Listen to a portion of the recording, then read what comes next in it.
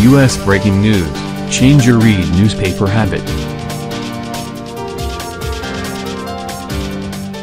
As the United States looks poised to become the world's largest oil producer in coming years, offshore energy exploration could make a significant contribution in cementing the U.S.'s strong global edge on energy.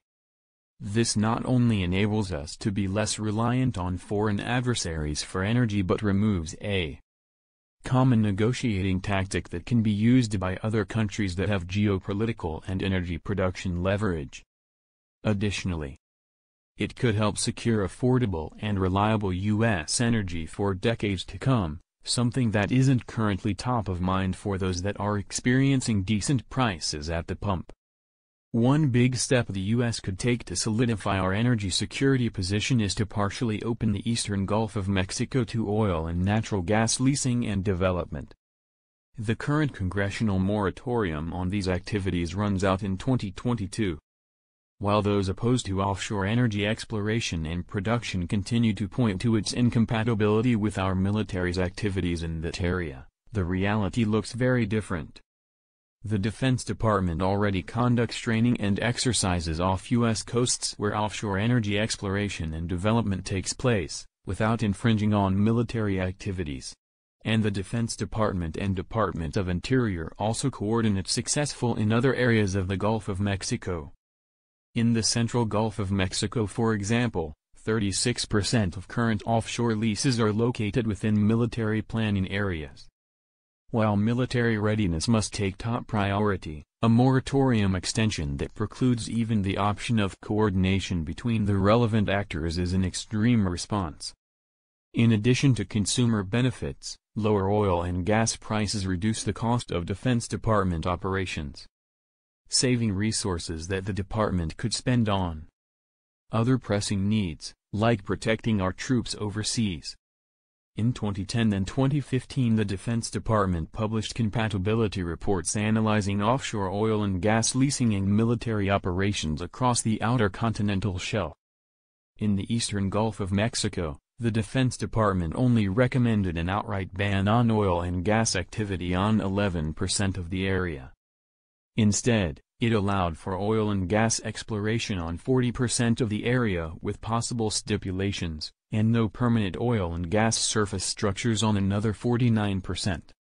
As opposed to a blanket moratorium, the reports point to leeway for the Defense Department, the Interior Department and industry to find ways of pursuing natural resource development without infringing on military training needs.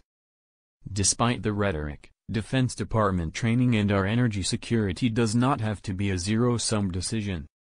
The relevant stakeholders within the Defense Department, including the different service branches, should have a seat at the table as well. The Defense Department agrees. Deputy Secretary of Defense Patrick Shanahan, in a letter to DOI Secretaries Inc. stated, "The Department of Defense supports the development of national domestic energy resources in concert with enabling military operations, training and testing. In addition to consumer benefits, lower oil and gas prices reduce the cost of Defense Department operations, saving resources that the department could spend on other pressing needs, like protecting our troops overseas." In 2016, for example, U.S. federal government energy costs fell to their lowest point since 2004, because of low energy prices and the continued U.S. energy renaissance. The Defense Department is by far the largest energy consumer in the government, representing 80% of all federal government energy consumption.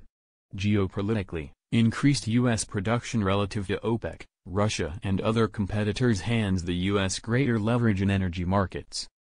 Russia is currently the world's largest oil producer, and has long used its energy dominance to expand its influence in Europe and coerce European governments. An expanded U.S. role in energy markets has already helped, and can continue to help, provide European governments and other allies with other options, and boost U.S. clout in the face of geopolitical competition. While Defense Department training and testing requirements must take priority, Congress should avoid blocking outright any potential for compatibility between military operations and offshore energy. Instead, particularly given technological advancements in offshore exploration, the energy industry and the Defense Department should be granted the option of exploring whether workable solutions might exist in these areas. In an increasingly volatile global political environment, the best-case scenario for U.S. national security is the combination of military readiness with energy security. The U.S. should not limit the foreign policy tools it has at its disposal with a false choice between the two. General Charles F. Vaught, USAF retired, is former Deputy Commander of U.S. European Command.